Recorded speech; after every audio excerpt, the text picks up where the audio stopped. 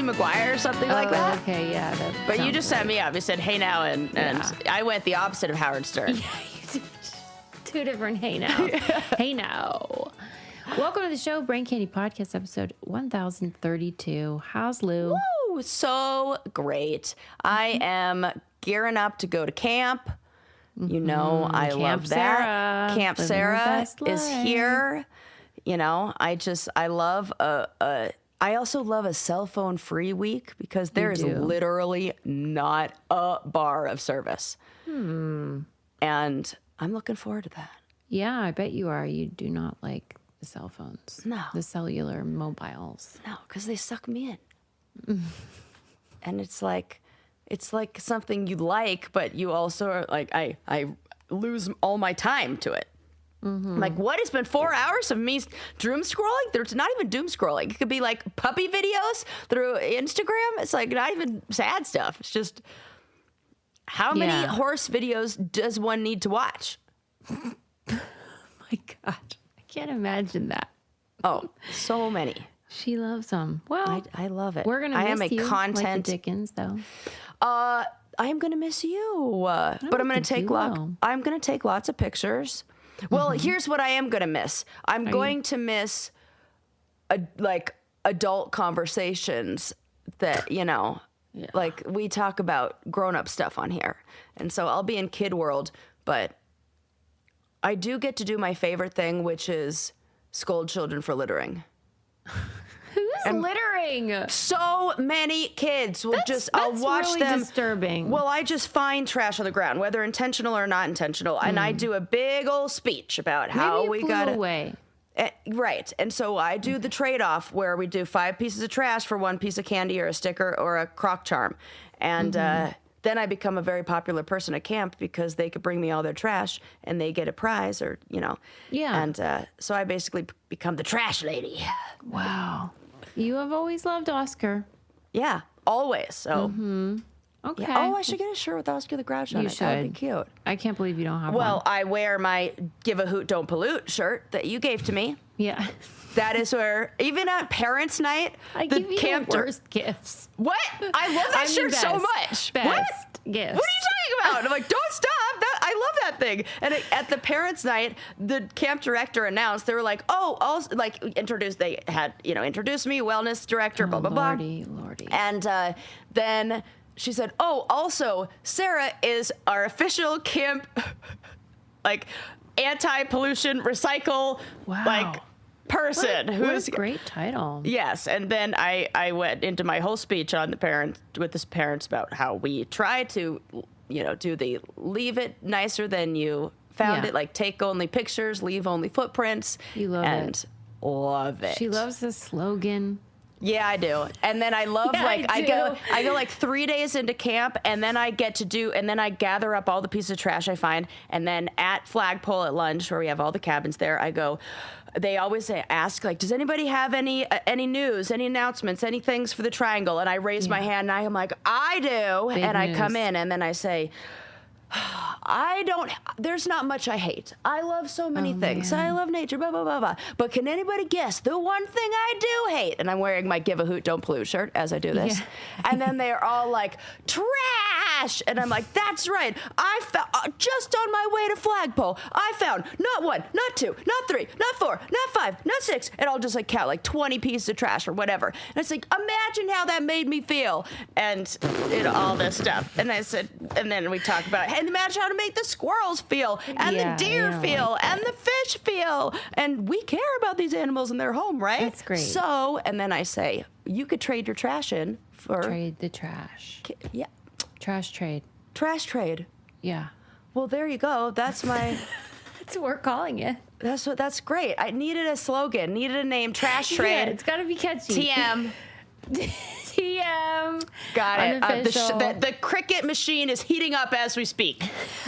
All right. Sarah's gonna make a crown. Oh yeah, there's a hat coming for sure. Hashtag trash trade. Trash this trader. Is so exciting. That's what yep. Yeah, you could do a whole thing like the traders, but spell it with a D. I mean, it writes itself. It writes itself. I mean, see, look at this. It's like brainstorming sessions. Yes. Oh, this is so good. What a rush. It's funny to do this. Well, right before we started recording, we were talking about your brother and how he's like an engineer and he's doing this important work to like create infrastructure and resources during, important governmental projects. And we're just like, we're on the microphone. We're funny sometimes. Yeah. Have you seen me on reality TV? It's just so embarrassing. And we're just like coming up with like camp games. Hey, you know what? Who can blame us? It's fun. We can't all be engineers changing the world. We all have different gifts. I guess that's it, yes. Ours just suck. Anyway, I know that you love camp and everything, and I'm sure every camp experience is overall net positive and everything. But is there one thing that stands out over the years where you're like, that was bad camp? Oh, yeah. Really? We call it the plague year, where everybody got sick. That when the flu goes around, it's like a cruise ship. Everybody, and I mean every cabin. I was a camper at this time, and we were just projectile vomiting. Everybody got the flu, and it was a bad flu. So what we do now is we do temp checks. We have hand washing stations where every single kid has to. Checks? Yeah, which really helped during COVID because we had a kid who tested positive for COVID up there. We were able to catch it real quick, quarantine him, put him in another cabin. Parents came and got him, and it didn't spread to any of the other cabins. So we contained COVID, at camp. Wow, she stopped the spread. Wow. Yeah. That's impressive. And all the counselors, they all do the temp check just with those little things, like the little wands that kind of just boop, boop, boop. Yeah. And then you can always catch it. And so we are much better at containing any, sicknesses that are going to spread. You learned from the bad year. That's all you can do. That's a great lesson for all of us. Yes, yes. And then once I saw a girl fall off a bench and have a really serious neck injury, and that was fucking terrifying. How do you fall off a bench? She was they were messing around and standing up on the bench and horseplay, and it was an AWH, and she fell, and it was ambulance needs to come. You need to. She was okay. Everything was fine. I think she just had a concussion, but it was scary. We need to stabilize her neck, and you can't move her right now. And that was I just want everybody to be safe. Oh God, now I'm scared. I shouldn't have even talked about that. I shouldn't have even talked about that. I'm sorry, I asked the wrong question. I'm having anxiety. Yeah, because I don't like it. That's why those are the moments where I'm like, thank God, I can't handle anything because God only gives you what you can handle. That's right. But we're very lucky that two of the med staff and one counselor are ER nurses. There's one woman who's an ICU, a NICU nurse who's there. They know. They're fine. Or pediatric, all of them work with kids in emergency, and they're fine. And then we've got a few firefighters and EMS. We've got therapists and school counselors. I'm it is a very skilled group. That's lucky. Yeah. Yeah, you guys have actual talents. Yeah. Skills. That's why I'm not going to camp. Yeah. Back to our skills.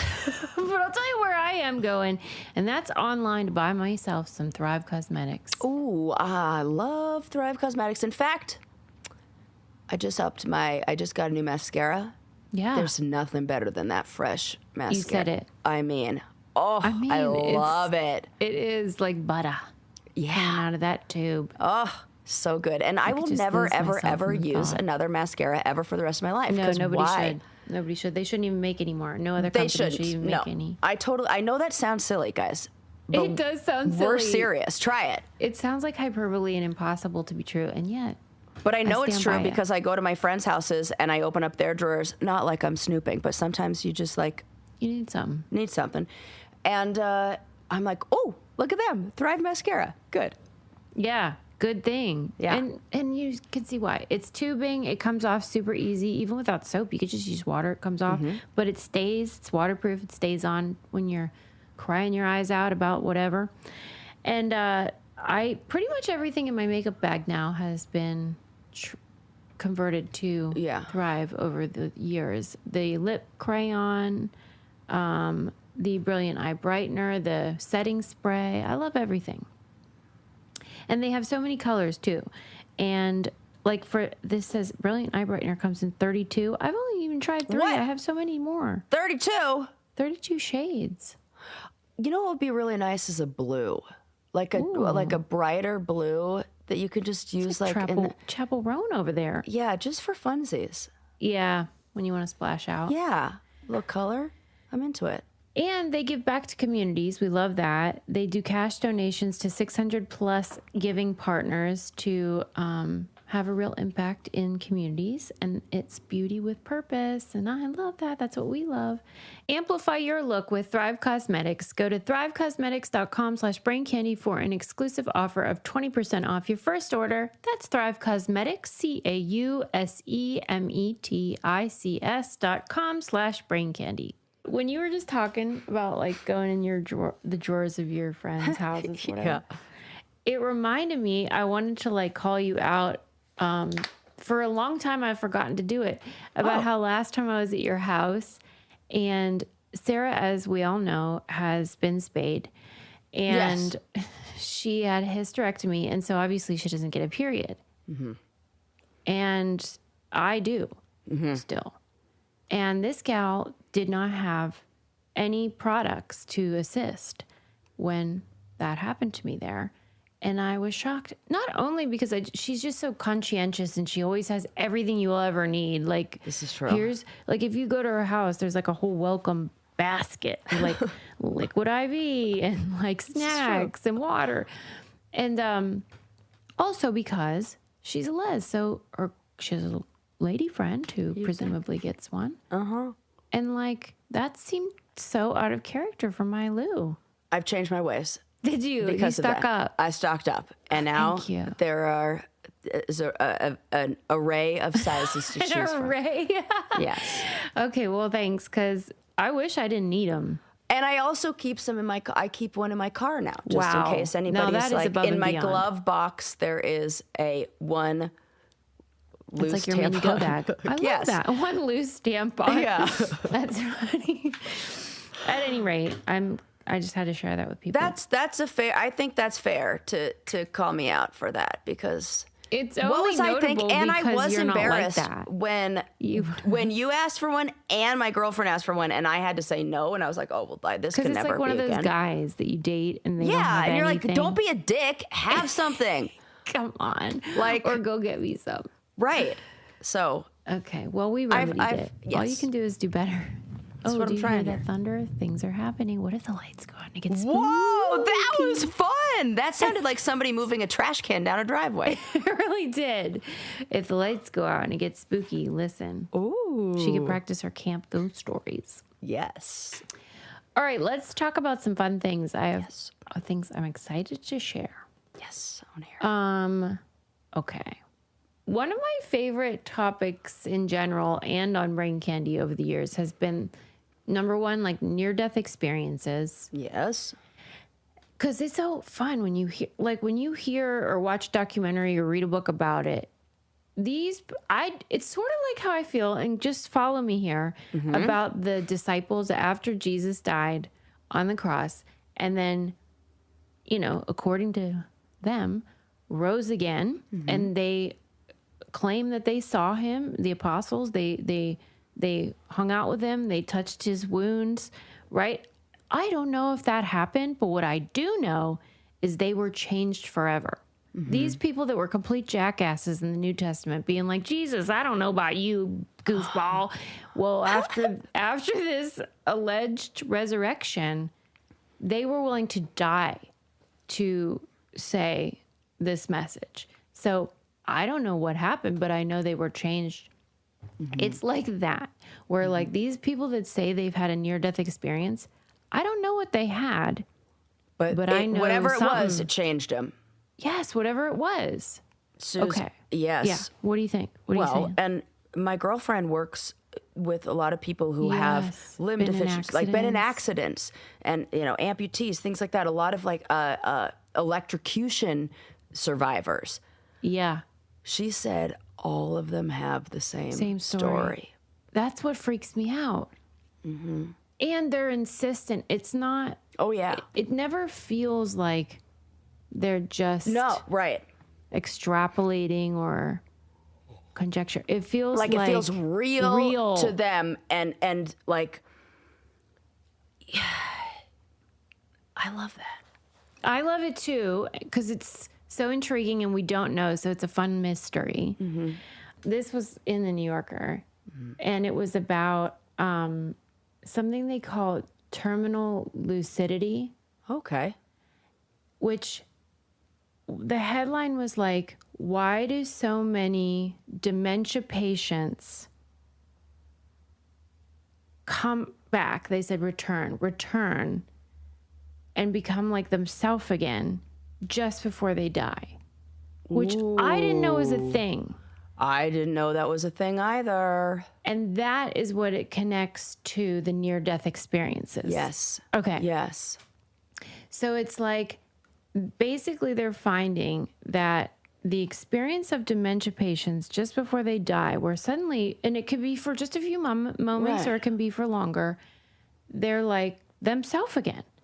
And they're fully engaged and talking and doing all this stuff. And they're kind of seeing similarities with people who claim they've died and come back, where even when your brain is supposedly not functional. Yeah, offline.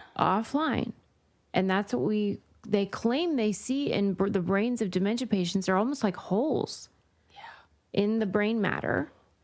Yet there's lucidity, which makes them think those are two separate things. There's the brain, and then there's consciousness. I kind of agree with this. This is kind of the question of where does consciousness live? What is personhood really? Because it's not just the firing of what's going on in your brain. There's something more than that. This is like where's the soul? What's the soul? Who are you? Yeah. Oh, that gets really deep.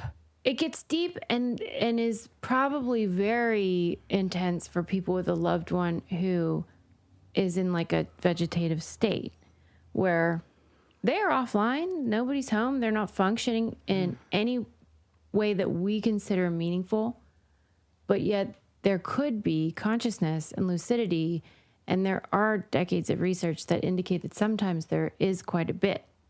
And then sometimes they wake up and... And then you have all these ethical questions. Right. So what I loved about this God, that article, gives me anxiety. It's the buried alive thing. It really is. It's like, that is like my nightmare of being locked in. Yes. Because it's like you're buried alive inside your own body. I can't even. Oh my God, I'm so grateful for everything. I know, for our health. Please, God. I can't handle anything else. Right. Okay. So here are some of the things that they say happen during these episodes of terminal lucidity. Wow. It includes more meaningful vocalizations, like talking. Yeah. In more sophisticated ways. If they can talk at all before, it's better and more.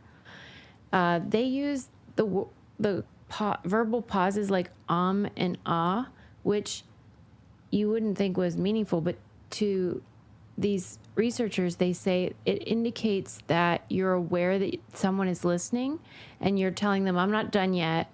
Oh my God. I just have to get my thoughts together. And that shows a consciousness that they would previously have thought couldn't exist for someone with dementia. Wow. Advanced dementia. Yeah. They have more eye contact. They have more laughter. All the things that make you a person. All the things that we think provide meaning and depth to the human experience. And even they called it working memory, which in their definition, they think of it as like the juggling of ideas, like in real time. Like if someone says to you, are you okay? And then you can say, yeah, I am. Like you're assessing, am I okay? And then able to share whether or not you are. Yeah. Those types of communications. Okay. What do they say is happening? This is why it's so fun to think about, because when you read like the anecdotes of, I'll share one with you. There was a family that was having like a holiday dinner, and they were discussing at the table whether the one grandchild should go to this college or that college. And at the table was a member of their family who had dementia and had not spoken at all in 6 months. And there was like a lull in the conversation, and this grandpa said, I think he should probably go to the state school. It's more valuable, and it seems like it would be a better fit for him. That's not just a couple words. And then it said everyone at the table dropped their forks. And not only could this guy speak, he had been processing a conversation that was Right. existing. Right. And could respond and have a great answer. That's fucking wild. Wild. And then how long before he then passed away? Let me see if they said. In his case, I think it was 2 months. Okay, that's not even what I was thinking in the last 5 minutes before it's lights out. Holy crap. Like end of life time. And often, Sarah, they say they're going to go. They talk about they're about to leave. They don't say die, but they say like, I'm getting ready to go. And well, that feels like they're halfway there already, and then like just a come liminal back. Space.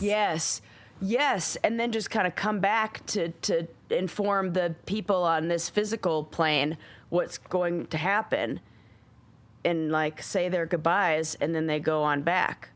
That's kind of comforting in a way, because then if you do get dementia, you're like maybe you're going somewhere else. It's like in your mind, you know.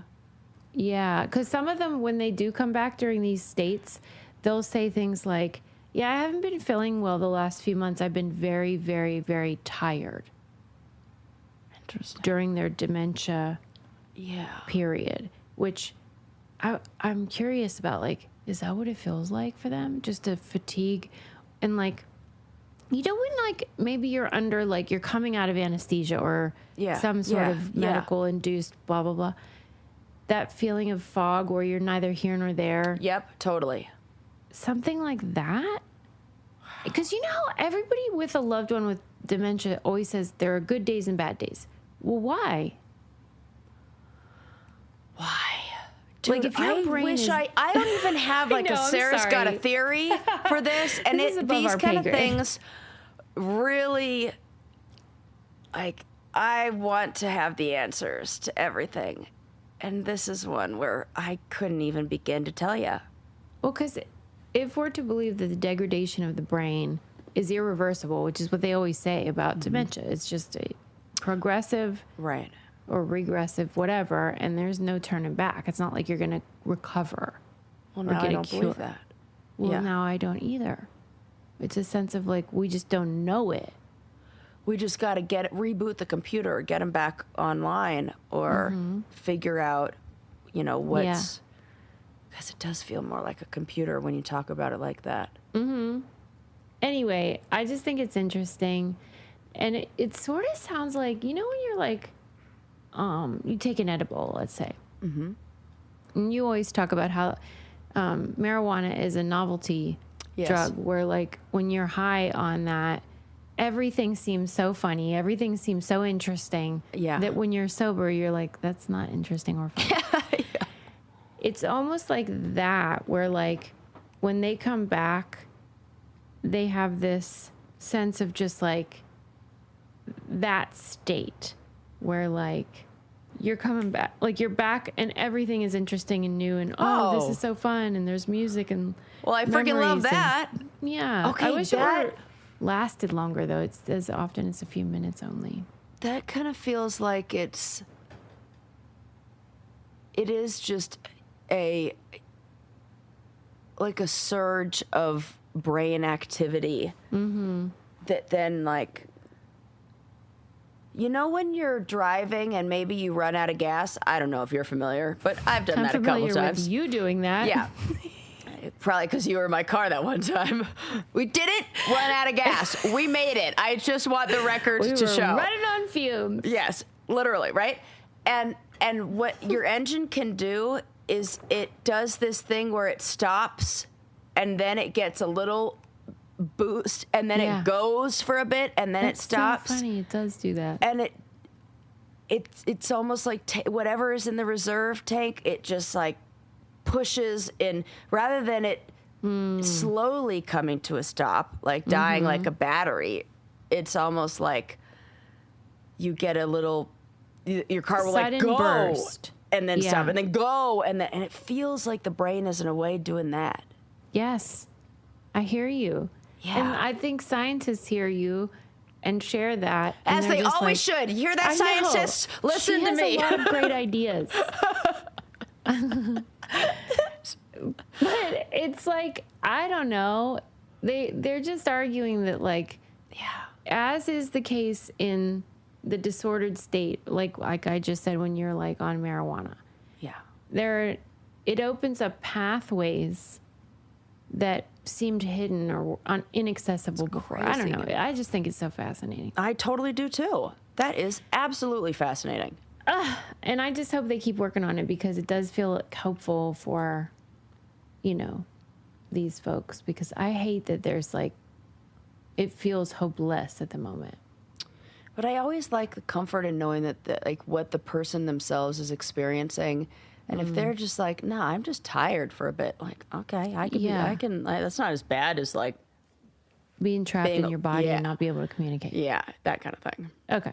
Yes, I agree. Ooh. And what we both agree on also is that therapy is a gift and should be enjoyed by everyone. And everyone. If you're not going to therapy, what are you doing? What are you doing? Because, I mean, things must be perfect or you're in denial. Because I can't think of a situation that, like, in this current state that we are all living in, where a little bit of therapy or talking to somebody wouldn't help. And I just think it is a really important thing that we need to do a little more of. And just have, I say this all the time on my other podcast, on This Changes Everything. I say, well, what do I say? I say, oh, yes, that we maintain everything. We maintain our cars. We maintain our house. We maintain all these things. We got to maintain our minds, too. And we got to, like, every now and then take it to the auto body shop. It needs a tune-up. It needs a tune-up. So even if you're like, oh, I don't need weekly session, you need a little check-in here and there. Quarterly. How about that? Try it. Try it out. Try it. Give it a whirl. There you go. Try it, you'll like it. This episode is sponsored by BetterHelp, and BetterHelp allows you to see a qualified therapist from the comfort of your own home or office or car or wherever the heck you may be.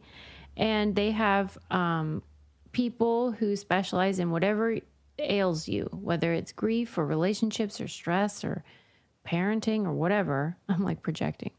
If you have a teenager, whatever. For example, just hypothetically. And more than 6 million people have used BetterHelp globally. And, BetterHelp therapists have at least 3 years and 1,000 hours of hands-on experience. I did not know that. That's very cool. important. Love that. Love it. And it's easy to get started. See the reviews, see what stands out, and see if BetterHelp is right for you. Visit BetterHelp.com/braincandy. That's BetterHelp, HELP.com/braincandy. Okie dokie. So, okay. Now, next up is what I wanted to talk about before. Oh, just, okay. So, like I love people that super agers or whatever they call them. Yeah. The people that live beyond 110. They're just fun. It's just fun. Yeah. Like, I love a story like that. Yeah. And they always say, what's your secret? And it's always like, I drink whiskey. Yeah, smoke a cigarette and have chocolate every day, and give the middle finger as I'm driving down the road. Like I'm like, I can't wait for that. I like that energy for sure. Yeah. However, there's a new book out called Morbid, and it's about the science of death and aging, and the author basically is making the argument that what you find when you study people in places that have ages above 110 is you have a lack of record keeping. Yeah. I think these stories are so funny where they're basically like, you ain't as old as you think. You might feel it. Right. But either, not necessarily that they're lying, but, that things got murky and how good was record keeping 110 years ago? I mean, I think they may have slipped through the cracks and fudged the numbers. Yeah. Right. And so this author is basically saying that like all this stuff that we glean from these people and all the research that is done on them should be viewed with a lot of skepticism. Yeah. And that it's what we always say, Sarah. We all know how to live. Right. It's always the same. It's basically have friends. Have friends. Grow a garden. Yeah. Get vertical, like walk up and down stairs. Get a good night's sleep. And get a good night's sleep. Eat fucking plants. Yeah. Eat plants. Grow plants, eat plants, walk upstairs, get a good night's sleep, have friends. We all know. That's about it. We're not doing it, but we know. It's almost like we're looking for it to be something else. Yeah, yeah. We want it to be like, eat this carrot. Eat this specific thing. Or do a cold plunge. Right, or right. It ain't your cold plunge. It always cracks me up when those like longevity experts, like, what's his name? That Tony Robbins. Guy. Who? Oh, him too. But that guy who, Brian Johnson. Oh, for fuck's sake, that guy. Has a like blood disorder. Has like a what do you call it? Chronic illness, basically. Get out of here. Yes, that he's now he better crack discovered the case. that he has because you're doing too much, dude. Do less. Do less. Because and now that this sort of movement of the billionaires of longevity optimization is happening, there's so many great articles about like what is at the bottom of this? What is the foundation? And it's all just like income inequality. Yeah. A poor healthcare system where you're like, I better figure this out myself because Lord knows we're not going to be able to get what we need and stuff like that, where it's like, oh, this is fear of death. And it's not in service to living a better life. It's an attempt to almost avoid the inevitable. And I feel like the only people who are, or not the only, many of the people who are on this I'm going to live forever, like, why would you want to? I don't know any women doing it. Thank or you. Black you people. Stole the words out of my mouth. I was say every woman I know that is old. It's like, nah, I've already watched all my friends die. I've lived through 2 husbands. It sucks ass. I'm ready to go. And I told my mom, I don't know what we were talking about, and I was like, you got like 35 more years, lady. And she was like, oh God, you know. We're tired. Yeah, she's like, really? Like maybe more than that, you know? Right. So like I don't know any gay people of color, or women who are doing all this bullshit.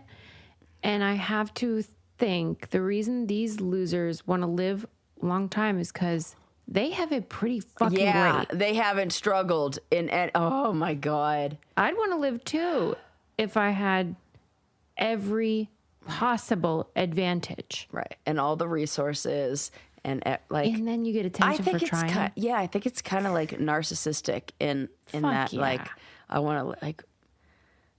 And it's usually just for self-gain. It's not like I want to live forever so that other people... I help people. Yeah. No. That's not what I hear or see. But I got news. I am going to live to like 105. No, I have no doubt about that.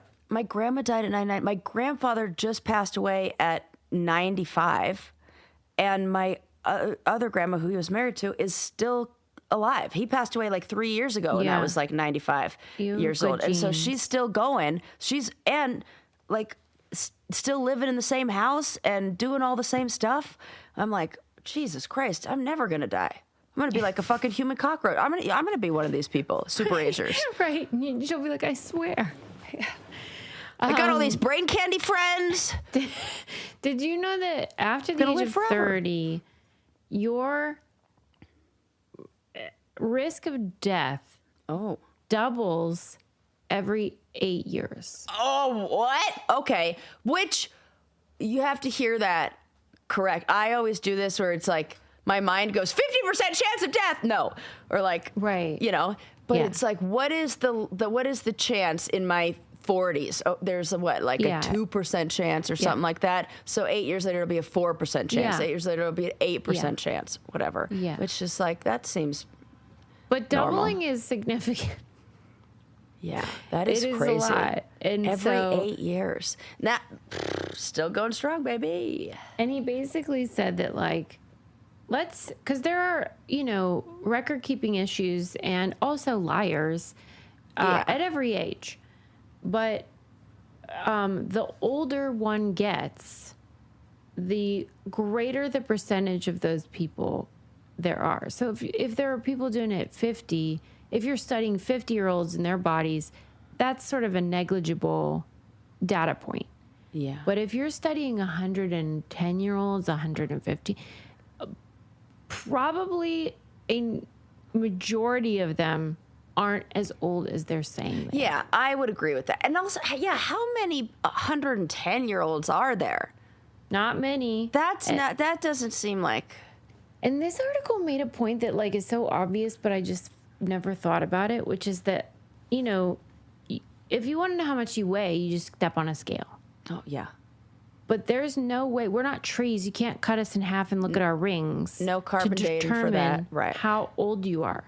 The same with a dog. Like when you take it to a vet and they're like, it's probably around. Yeah. That's like kind of bizarre. They gave us a range for my pup between 1 and 4 years. And that is a big range. A lot. And then when I had Bo, R.I.P., they told me when I first got her, she was 12. And then I took her to a different vet and they go, 12? She's like 6. And I was like, 6?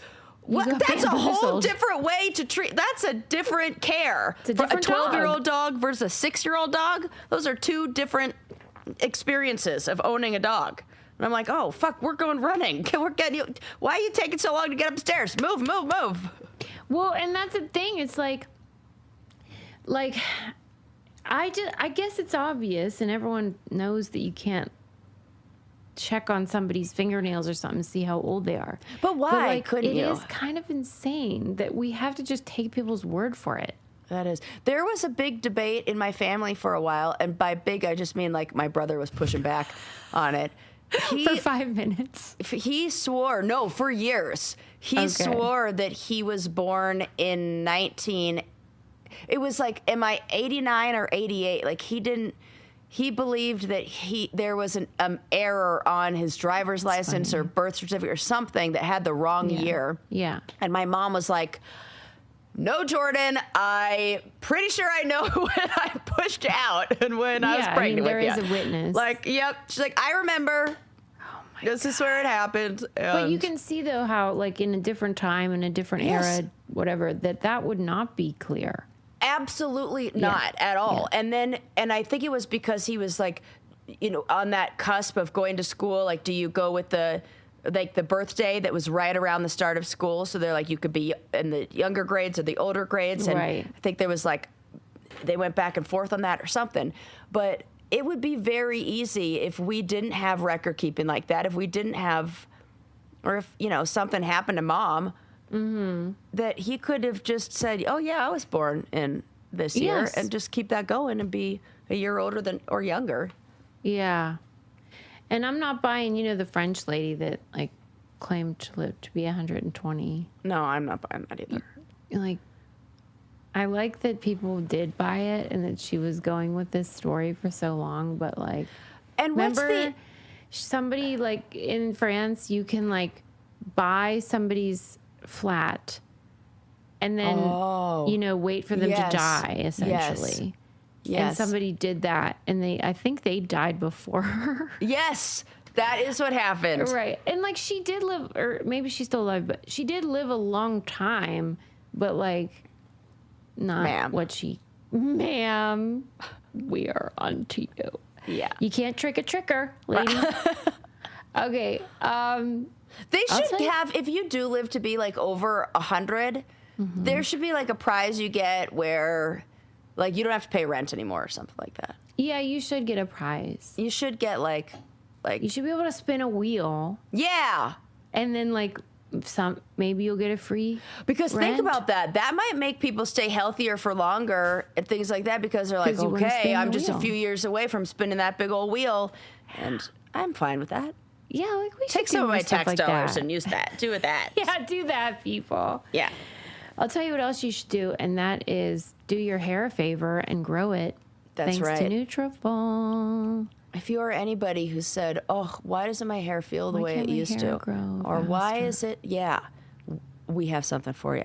Yeah, we do. It is the #1 dermatologist recommended hair growth supplement brand, and it's the #1 hair growth supplement brand personally used by dermatologists.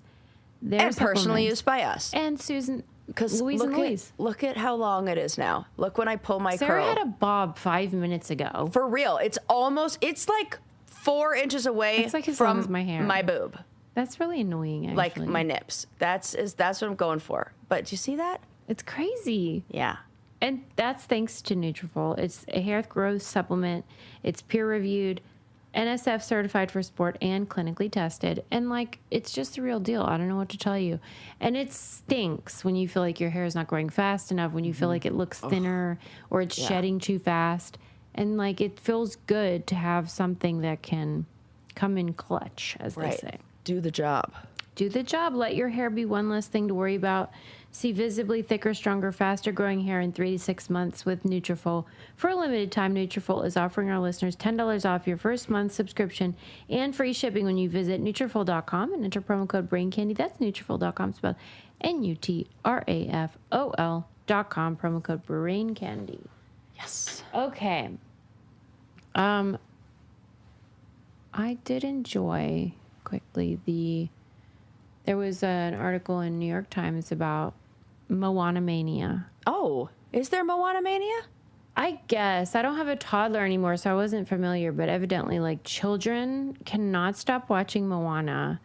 The And live action new release or the Orig. what? The original? Well, it's a fantastic film. 10 out of It 10 sure sea is. stars. what's a sea star? Oh God. I genuinely was like thinking that like the letter C. Ay. Remember, I'm Sarah just used to gearing tell up for this camp joke- with my jokes, guys. Yeah, Sarah used to tell this joke in the challenge house that was like, what is a pirate's favorite letter? And then everyone says R, and she goes, you'd think it's the R, but it's actually the C. But I said you have to do it like a pirate and you have to be like piratey. You think it's the R, but it's really the C. You have to swashbuckle. Yes, essentially. 100%. And that was my favorite joke because I love Everyone a joke says R. where They think they know it. you know the answer, but you do not. You don't. So I just gave you another ocean themed joke. There you go. Thank you, Sarah. You're welcome. And you're right. Moana is so good. We all love it. What do you feel like?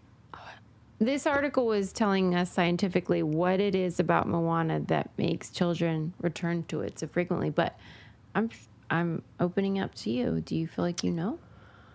Not that there's some secret or Yeah, whatever, but great songs. I also think the reason why I always return to Moana is the same reason. Like, is anytime I'm at a body of water, I will sing Moana.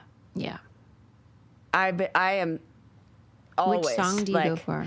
I've been She staring was at the waiting. edge of the water long as I can remember, never really knowing why. Yes. It's so good. It's so good. And my favorite song, though, is the one that grandma sings when Yeah. how's How's that one go? She has just a verse in it. And she talks about like It gets real playing deep. with like the water and like then, and I just, It's a spiritual. yeah, and she's like a little, like the town people think I'm crazy, but really You're like relatable. yeah, oh, totally. I was like, I went from being Moana to being the grandmother, and now I'm like, that is my future. That is I know that you think is my that. role model So of who funny. I want to be. Is the grandmother who's all tatted up from Moana. Like she's the best. Badass bitch. She yeah. is so badass, and I love that it's like, it's there isn't a love interest in Moana. It's all about her finding herself. It was like that the power is Self-discovery. in you, and explore, and then also like leaving home, and I think it makes kids brave and adventurous, and yeah. It's funny because I would say that you got an A+ on that theory. Oh, thanks. In terms of what it said, because their emphasis was on the general things that make children rewatch things frequently. So it was talking about how, let's say, you have comfort viewing, right? Oh, yes. Toy Story. Hello. Yeah. And even Moana, because that came out right after my grandma died. And then I'll cry right now if I think about it. cry. It's okay. When the grandma dies in that, it feels like my grandma. And then, I can't even think about the grandma without being like, as soon as I remembered what the lyrics were, I was like, oh no, I'm done. I'm going to cry. So Yeah, it's a runaway train. it says like, look inside you and then you find out who you are. And I'm like, oh God, I can't. Yeah. Yeah. And well, it was talking about how the feeling of, they call it the paradox of choice, or the Chinese menu effect. Like when there's too many options, Yeah. you're probably just going to go with something is you enjoy. So I'm going to get the orange chicken or whatever that you normally get. And that this is very true for us now in the streaming age. But it's always been true as long as there's TV and stuff. I haven't really thought about it. Like I've never, that's 100% right. That is why we go to the same things all the time. Cause it's like, you're overwhelmed with too many choices. I'll just You don't wanna watch think Parks about and it. Rec again. Yeah, I'll just 'cause watch you Bob's know you're Burgers gonna for be the happy. 1,000 millionth time. Cause I will be happy. Right. We all have those. A lot of people do The Office or Friends. I do Cheers. Like, there's certain things that make people feel soothed and happy. Yes. Okay. But for children, the repetition of the familiar narrative combined with their brains are fucking dumb, right? Yeah. Kids are not smart yet. Yeah. And so, like, even though they've seen it so many times, they are still learning each time. Yes. And so what is like mind-numbingly repetitive, even like fucking Baby Shark or whatever, yeah. to an adult brain, to a child feels still new and exciting.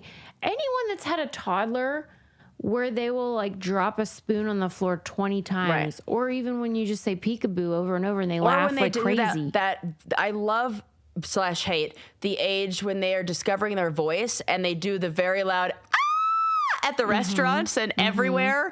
And my nephew is at that age. And I think I was giggling about it because I'm like, oh, somebody's learning that he has a voice and that he can use it.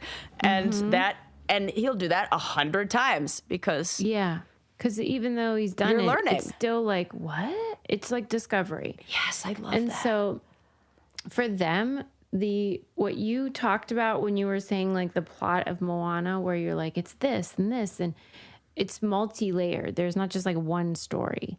Oh, there There's, are a like, lot of stories in several- that. Yeah. And that's complicated to a 3-year-old. And so every time they watch it, they're like focusing in maybe on a different part of it and whatever. You got the giant sea slug. You got the what's his name? The Rock's character. Yes. Maui? Maui. You got Maui. You've got the heart of Nefiti. You've got the coconut guys. Yeah. Those Well, and guys that are dumb funny. chicken. And the chicken. Yep. Comedic, relief. That's so funny. Yes. And so that's that. But then almost at the end of the article, it's like, okay, but why not Tangled? Why, or Brave or one of these other films? Why is it the Moana is? And they were like, well, because the songs are fucking great. They're way better. I mean, like I've listened to, like, Yeah. not ironically, not like Yeah. for children. 10 out of Shiny, 10. so good. Love that song. You're Welcome is in Earworms. That's You're just Welcome the truth. is so good. And Susie, I remember when you memorized that whole thing. You knew the whole thing for your son. It was I had so to watch cute. it many times. And he loved it. Yes. And it felt, he was engaged and excited by it. Yeah. And that Lin-Manuel Miranda wrote all those songs, and Oh, You're Welcome. That's the song. Yes. he is very good at earworms. Yes. He just is. So anyway, that's their explanation scientifically for why there's Moana Mania. And I thought it was a great article. It's in the New York Times, and you should check it out. And I also think that there's something about her not being a white princess It also said that. that I think is important It to said that. mention because I liked it because of that. It said part of the allure for children, too, is that she doesn't look like the typical Yeah. prototype of the heroine or whatever. Yes. And So so you many got 'em- you different got kids all at the the things, playground. Sarah. Yeah. Well, thank you. I mean, I do love a cartoon and I do love Moana and I do sing that every time I'm at any body of water. You're And like, if not out loud, in my head. Every If time. Sarah didn't get these right, nobody could get it right. I could have That's written what that I'm article. hearing. Yeah, you really could have. Okay, next up, I do have a couple more. Just bear with me because there were so Yeah. many fun stories. I want to hear them all. Okay, there was a study. This was in the New Yorker, and it was about what scientists learned from eavesdropping on people. Oh, okay. So initially, in the early 2000s, there was a study with 400 university students who carried around these like electronically activated recorders, yeah. And so when they spoke or when there was noise, it would turn on, kind of like an Alexa, yeah. and yeah. and would track what you talked about, how many words you used, and whatever. And it was also that randomly, so like 5 times a day or something like that, it would just like automatically turn on to see like what are what's you going doing? on? You Yeah, type yeah, in, you do yeah. what you do. Yeah. Okay. And the intention of that study had been to test this oft repeated claim that women speak and use far more words than men. I don't believe that. We've all heard Yeah. that data point, though, where it's like women do 10,000 words and men do like 5. And they debunked that with this study and found it was even Steven. Men and women were speaking the same amount. I think it Okay. was like 16,000 words a day or something like that. And okay, great. Fantastic. But they wanted to replicate the findings, how you do. And so there was a study then done about 20 years later, like 18 to 20 years later, where they were testing it again. And they found the same findings that men and women spoke the same amount. Great, no problemo. But they found that people were speaking 20% less than they were during the first study. What? Yeah. Oh my God. Right. That is not good. It's not good. That combined with the literacy crisis. We're fucking idiots. Ooh. It's not good at all. And Ooh. you can Because it's so much. There's a lot of thinking that goes on in talking, in you're formulating ideas, a lot of your brain is lighting up, and it's almost like I really believe that. I mean, not like I believe this, like it's something I fucking made up or I have a theory on. If you don't use it, you lose it. That's fact. We know that. We know that if you have to create novelty and create new experiences in order to have neuroplasticity, in order to keep the brain, like if you're they always say like take a different route home or do something new Oh my God, and adventurous. Sarah. I wasn't intending to talk about this, but separately I read I don't want to misquote it, but if I'm remembering right, the profession least likely to develop dementia. Taxi cab drivers. Yeah. Yeah, I've heard this too. It makes total sense. Because it is so fucking important. That's why another reason I'm going to live to be 1 million years, because I'm going to have a big old farm with all those animals, and a different, that will be different every single fucking day. Because you never know what those crazy animals are going to do, and, you know, what it's going to be like. Life on the farm is, you know, sometimes there's a routine. Of course, there's a routine, but there is so much change. For you, though, because there's the routine of like the big scaffolding of it. Yeah. But then within that, it's just like anything goes. A lot of novelty and a lot of who's pregnant, who's dying. Exactly. What's rotting. Yeah, we got to move the chickens over here. We got these plants are growing this year. There's a storm coming. Exactly. So, yeah. But Totally. I mean, it's true. Yeah, you have to take a different path home. You can't be going, you got to create. I'm not good at that. I spend time with clients working on this to understand how, like, wiring in your brain works and how synapses are created, and that whole, if it fires together, it wires together thing, and why it's so important, why we have to put intention, and why it feels hard when you ask a question and you say, well, I don't know. Yeah, you don't know because you don't have that pathway created, but we have to sit through the I don't know in order to create the neural pathways and push our brain to create those synapses and create that connection to then build the roads for those thoughts to travel down and light up the brain and get the brain going and get, you know, stuff flowing and moving and grooving up there. And I think that in this age of having all the answers on a fucking phone where you could just, you know, oh, Google, give me the answer to this or whatever, that it stops that I don't know push and that discomfort with the I don't know that is really what helps us. That's why I'm obsessed with trivia night. Me too. It's a feeling of like, ooh, I know this. Let me think of it, and I can't look it up. I love playing the don't look it up game. Like, let's see how, like, or at the very least, take an educated guess. Like, you can look it up after you've given your brain a second to, like, you don't have to torture yourself. You know, like what's the name of that song? What's the name of that actor? What else were they in? Like, you can have a conversation to get to stimulate the brain in that way. I mean, last night at trivia night, for example. Oh, tell me more. Well, they were doing the music one, and I always really pride myself, and I want to get a perfect score or whatever. But, like, you know, sometimes you don't. And they played a song, and I was just like, ugh. It sounds like the Bee Gees, but I didn't know the song. And I'm like, I'll just write Bee Gees because it sounds like them. And then it was Andy Gibb, who's their brother. Oh, that's awesome. Were you so happy? I was mad that I didn't get the points, but I was like so satisfied that like I could identify it. Yes. But that is what people miss out on. I call them braingasms that are like orgasms, but you're for your brain when you get that little itch and like it's like a itch scratched in your brain and it feels like yes, that like release in a way that feels so good.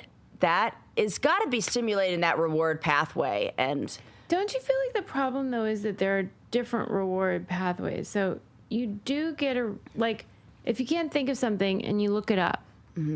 It is fun to find out the answer. It's like a relief. Yeah. Whatever that chemical is. Yeah. And then, but the one that I'm describing is different. Totally and it different. takes more time, and people are busy. Right. And, like, they're not just sitting around. And so it's like, I understand why they take the shortcut. Yeah. But in the long run, you're screwing yourself. How do you want to get to the top of the mountain? You want to take the tram? Nice ride up. Or you want to do the hike where you get to see all the wildflowers up close and it feels so good. So I'm walking up. Thanks very much. Yeah. And like, I don't always succeed at that, but that's my goal. Right. Okay.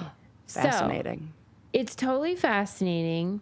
And the findings were way more severe in young people. They are talking even less than the average of 20%. Meaning, are there any people who are any groups that are talking more? Who are the podcasters? I know. No. I was just about to think us. Also, I'm thinking, I bet are people talking to them? Did they say anything about talking to themselves? It didn't say that. It basically explained why there's fewer words. It said like, we don't make phone calls. Oh, we yeah, text, we text. Oh, yeah. And we don't ask for directions. We look it up. Oh, my God, you're right. We don't go to the cashier. We go to the self. It's it's WALL-E. If you've seen the Pixar movie WALL-E, where they're like nobody talks unless it's almost like they're snapped out of it, and then they're like, oh yeah, other people, I can have a conversation. Like it's, ooh, that gives me a little bit of anxiety thinking about that. So these devices that they used, they're I don't know what the acronym stands for, but they are called EAR, ear. Okay. And here are some other facts that they found out through Electronic these audio devices. recordings. Maybe. I don't know. I'm just making it up. That sounds right. Okay. It's truthy. Yeah. Okay. They found through those devices and the recordings that were picked up a lot of things that they weren't even intending on knowing. EAR found that children's asthma symptoms, like wheezing and things like that, increased when they fought with their family members. Oh my God. And they were comparing it to like when people just used to manually fill out like a diary, to self-report. Yeah. Before we had these devices. That's something you could never know. Right. So they learned that. Romantic partners rarely discussed breast cancer after one of them was diagnosed, except to work through logistical considerations such as appointment times and doctor's credentials. Oh my God. Can you believe? That's a problem. It's a problem. And I think it's so interesting that it's breast cancer. Well, because I think women are not wanting to disrupt the family system and choose to like hide these things or not talk about it or, kind of minimize in a way. And then maybe the men in their lives don't know how to they don't want to say the wrong thing, right. They don't want to sexualize or whatever. Or it's hard to have that empathy or compassion because like that's not something we it's like taboo. Really yeah. Oh my God. Like remember when I would be the lady on about Desperate Housewives, Marsha Cross, is it? Oh yeah. Got anus or rectal cancer. I can't remember which one. That. Yeah. Anal or rectal. And like she was cool and like made a joke and like made it so that like let's just say it. Yeah. But can you imagine if you got asshole cancer? Which is definitely what I'm gonna get. You know what I mean? And definitely what I will be calling it when I talk to you. How's your beehole cancer? But that if you were a different kind of person, that would be just like, oh yeah. What are you gonna say?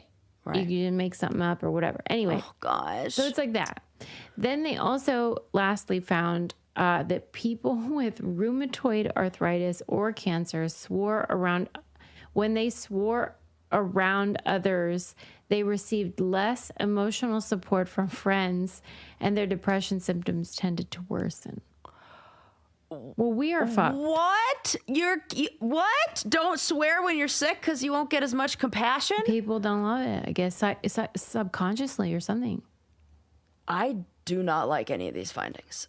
I know. Not one of them I am excited about.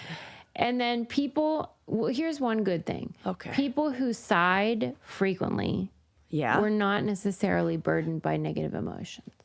That's the only good news. I sigh all the time because I do it as you like relax. Yeah, and it's I help clients to notice this because often if you're in like a fight or flight state and then you get to a relaxed state, like after I have a really like good session, I always will hear like a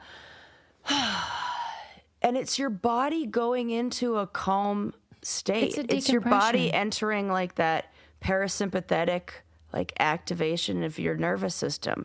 But we associate sighing with like dissatisfaction. Yeah, there's a difference between a like passive aggressive kind of sigh, like your body naturally like when you if you haven't eaten, if you're like, oh, I'm really hungry, and then you take a couple bites of food, listen to what your body does.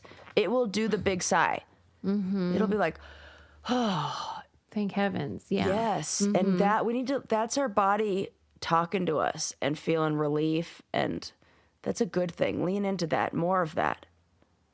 That's my story for today. Man, good stories. Thank you. I was so excited about so many. Thank you. But it is so fun. Learning is fun, isn't it? It's fundamental. Because then you feel like you can, especially when you feel like, okay, I can apply this. I can use this in I think in our lives, our quest is like a more meaningful and good life.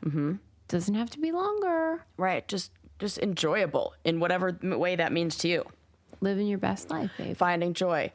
And I think I'm going to keep pushing myself to not use GPS when I always like to test myself and like around my own city. Like there's a train station that everybody, I think you've come in I'm sure maybe if you visit Denver, you've been to Union Station, if you've taken the train from the airport, and I always get turned around downtown. So I try to challenge myself to say, okay, find your way out from Union Station without using directions. And maybe I get turned around a couple. Maybe it takes little test. But I like to do that and see like, okay, let's see how I do, today, and getting myself home from Union Station.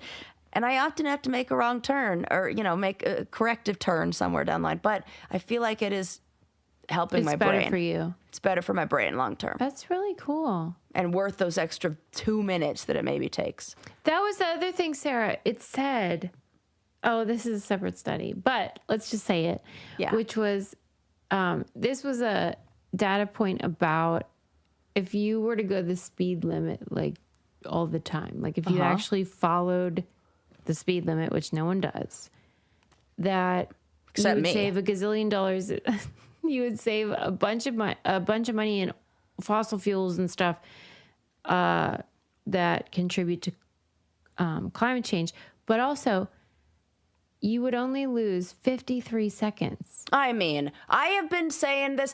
I have my ex's car would give there was a best GP or best miles per gallon trip. And there was it's almost like a record, it seemed like, on his car. Like you'd be able to see what's the best. Most efficient. Most efficient, yes. Like I hold the record for most efficient. I believe that. And by a lot. Like I got 49 miles to the gallon. She is a very sensible driver. Because on a very long road, like the I-70 to the mountains, and he came back home and was like, bragging to everybody like this most efficient driver. Like, yes, I need to work on that because I'm more of stop and go, pedal to the metal, and then I have driven with you. Yes, you are. We will get there quickly because I'm like, come on. Yeah. And then like it said, it's only 53 seconds in the end because you can't control the other drivers. And I am a slow. Yeah, she is. Go the easy speed living. Yeah, I am easy living over here, making wrong turns all around Sarah, the city. She knows. She's in her wise mind. This girl, no. Yeah, half of it's by accident, but yeah. At any rate, those are my stories. Thank you for listening. Anytime you use our codes, it helps us so much. Go to thebraincandypodcast.com.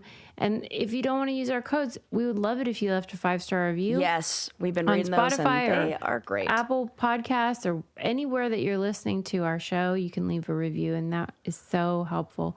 And we are so thankful that we get to do this. So we'll see you next time. Bye. Bye. This episode is brought to you by Progressive Insurance. Do you ever think about switching insurance companies to see if you could save some cash? Progressive makes it easy to see if you could save when you bundle your home and auto policies. Try it at Progressive.com. Progressive Casualty Insurance Company and Affiliates. Potential savings will vary. Not available in all states. Every day as a small business owner feels like solving a puzzle. One moment you're cruising along, and the next, there's a shipping snag that has you scrambling. But here's a surprise you will like. With Progressive, small business owners save 13% on their commercial auto insurance when they pay in full. So go ahead, surprise yourself. Get a quote in as little as 8 minutes at progressivecommercial.com. Progressive Casualty Insurance Company and Affiliates. Discounts not available in all states or situations.